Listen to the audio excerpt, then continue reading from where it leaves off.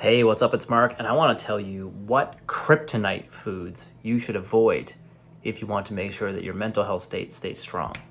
So, as you've learned, your gut and your mood are connected. There's infections, there's things living inside of your belly, there's things that happen to your gut that will directly impact how you feel. But the biggest decision that you make every day for how you feel is what goes in here. So what's interesting, there's a couple of foods that I consider to be kryptonite.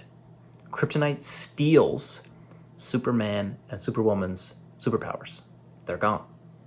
They're going to render you lower energy state. And you don't want to be lower energy state. You want to be high energy state, high performing, vigilant, ready to take on the day. And if you're consuming these kryptonite foods and expecting that to happen, it likely won't. So here's the deal. There's a couple of foods I'm going to rhyme off for you. You don't have to cut them all out at one time. Organize them as you want. Take a pen and paper out, write them down, okay? Refer back to this video if you need to. There's a couple of foods I really want to bring to your attention. Number one is sugar. Surprise. Sugar is one of those foods that's in everything, and the processed refined sugar is what we're looking to avoid. So those excess donuts and cookies and cakes and that excess sugar in your coffee. Like, listen, if your coffee resembles more like a Mars bar than a cup of coffee, there's a problem. Coffee has that bitter taste to it for a reason. If you drink bitter types of coffee, that is going to actually tell your body to prepare for digestion. That's what's interesting. Bitters tell your intestines to move and prepare for digestion. So imagine for a second drinking a whole cup of coffee that looks like a freaking Mars bar. Doesn't make any sense.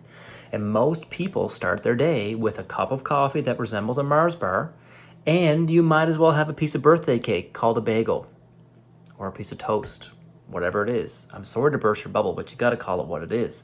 These things have so much refined sugar in them that they're driving our bellies crazy. And now we can't figure out why we're slow moving in the morning and why I want more coffee and why I feel like I don't wake up until 11:30. Wow, well, you started your day with a sugar bomb. You might as well have a pixie stick. Stop. Second, dairy. Dairy, mucus forming food. One of those foods that most humans are intolerant to is lactose. Lactose is going to be that food that tells your intestine to move. Everything get out. You're going to have that belly discomfort, that bloating, that gas, and sometimes you're going to notice that phlegm and mucus response living in your sinus and your ears. I talked to you about yeast in a previous video. Very common to see as well that there's yeast associated with where there's mucus.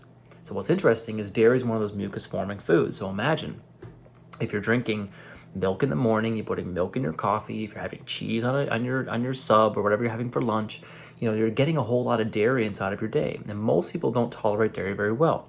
And you won't know how well you tolerate dairy until you actually take it out. So one of the foods I recommend chronically for people that are struggling with mental health issues is to take out dairy and see how you feel. Okay? The third is going to be processed oils.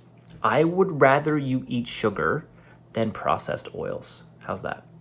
So these highly inflammatory omega-6 oils that we're talking about are going to drive your body nuts. And just while I'm on the topic, if you have a supplement of omega and it says 6 in it, throw it in the garbage. You do not need to be supplementing with omega-6 by any stretch of the imagination. You don't need it. Omega-3, 6, and 9 is useless. You need you need omega-3. Not omega-6 and 9. You get enough of those from your diet by living a standard North American diet. So please throw that out if you are indeed consuming that. You need omega-3, but not 6 and 9. So processed oils, why they're problematic. Every one of your cell membranes, a little bag that lives inside of your cells, that is going to secure the inside part of your cell from the outside part of your body. And that's made up of fats. And what your body will do is it will actually start to incorporate some of those unwanted inflammatory types of fats into your cell membranes to make them more rigid. And when they're more rigid, you can't get things out easily and you can't get things in easily. Imagine, to draw an image in your head, imagine a chain link fence letting the wind blow through very easily. Now imagine a plank board fence. You leave holes in the plank board fence so air can go through, but it definitely doesn't move through quite as easily as a chain link fence. We want that when it comes to our cells. We want toxins to get out of our cells and want nutrients to go into our cells. So if that's a harder process, the cells are going to struggle to make energy. When they struggle to make energy, this is going to be affected. So if you're consuming a whole bunch of inflammatory omega-6 oils, your joints are going to hurt. You're going to feel tired. You're going to feel fatigued. You're going to feel brain fog. You're going to feel all those things because you're eating those freaking oils. Stop. Get rid of them.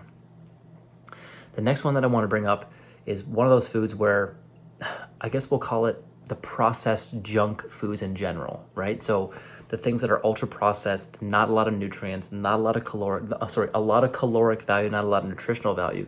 These are things we want to start cutting out of our day as well. So if you're getting to the point where you're consuming, things like sandwich meats, processed meats, all those different types of things, you just want to get those out of your diet. They're just terrible.